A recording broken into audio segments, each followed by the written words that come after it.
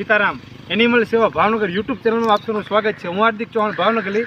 આજે એક અમારે કોલ આવ્યો છે જે સિંધી કપ વિસ્તારમાં એક નાની અમથી ગૌમાતા ઉપર એસિડ ફેંકવામાં આવ્યું છે।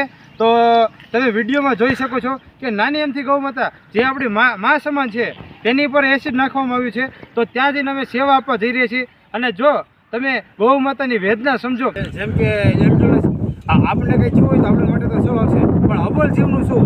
જો તમારામાં દયા ભાવના હોય તો અબોલ જીવને પ્લીઝ બે હાથ જોડી વિનંતી કરું કે આવું ન કરો। જય હિન્દ, જય ભારત।